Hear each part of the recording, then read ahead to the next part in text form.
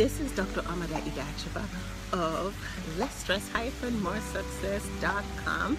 I'm out here in beautiful Orlando. This area is just beautiful.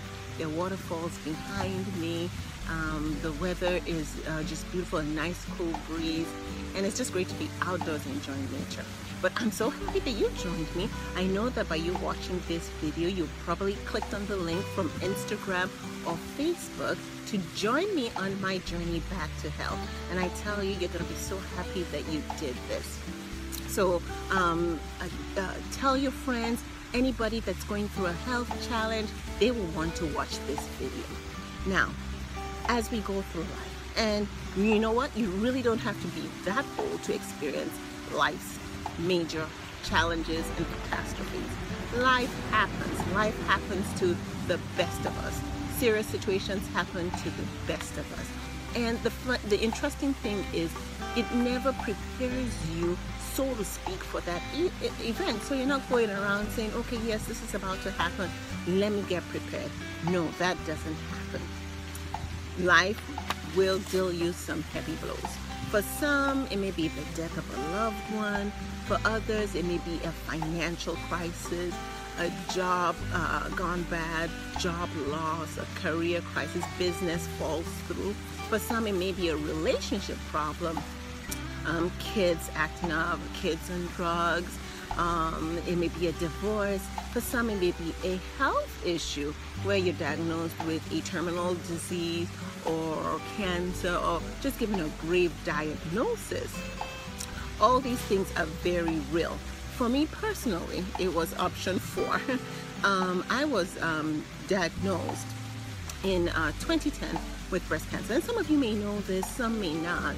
I documented the whole process in detail in my book, Less Stress, More Success, Simple Ways to Manage Your Life and manage your stress and improve your life. And I talk a lot about how I got diagnosed, what I thought was the cause of the diagnosis then. But you know what? I got through that great, no problems. I got back on track with life, set goals, accomplished goals, and accomplished some major things in the interim. And then last year, went to the doctor for what I thought was just a cough. And it ended up that, you know, they tell me that this was a recurrence of the breast cancer. And this time it came with a vengeance. I was very sick, landed in the hospital. So I'd been through round 1, and then round 2 came right along. And then I had some questions, which I'm going to ask you. What do you do? What do you do when you're faced with a life crisis? First round, you get through okay. But then you're dealt a bigger blow the second time. What do you do? How do you dream again? What happens to all the goals and things that you had set? What happens to your life now that it's come to a screeching halt after this diagnosis? What do you do when your life now consists of doctor's appointments, medications, chemo, medication side effects, hospital admissions, physical symptoms, changes going on in your own body? How do you see yourself well again and back on track? How do you dream again? How do you keep your expectations and for recovery high? Your expectations that, you know what, this is just passing, I'm going to be back on my feet. Especially when the reports that you get from the doctor, when the reports that you get from the nurses call you, your lab reports, they're negative. What do you do? How do you keep your expectations high? How do you say, okay, yes, I'm still going to get over this, when everything else says, no, you're not? Then how do you look and respond positively to others?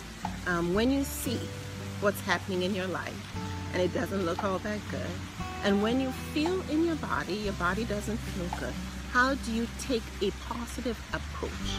How do you stay positive?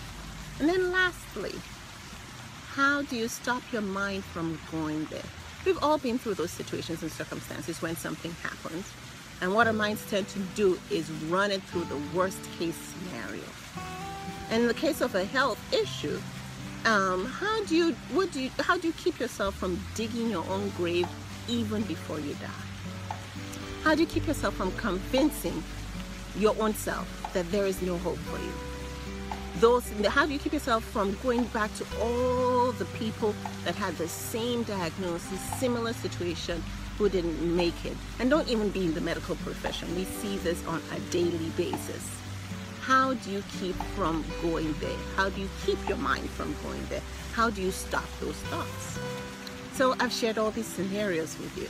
But the interesting thing about these scenarios is that they're all true, they're all real, and they're all very personal to me. These are all the scenarios that I have been through. Needless to say, I should have been gone a long time ago, but I am so thankful. I am just full of gratitude to God. I'm thankful that through faith and some of the techniques that I'm going to be sharing with you in my healing journal, I've been able to celebrate milestone after milestone after milestone.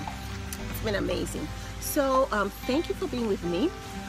What I will have you do is sign up here to follow my healing journey. And if you want to go straight ahead and get the journal, in the journal I share my whole process with you of what I've done till date to keep me not only surviving but thriving and doing very well. I share all that in the journal. What I want you to do is let everybody that you know, because you may not necessarily be going through a health challenge yourself, but you know someone, a relative, a friend, a family member who may be going through. They do need to watch these series of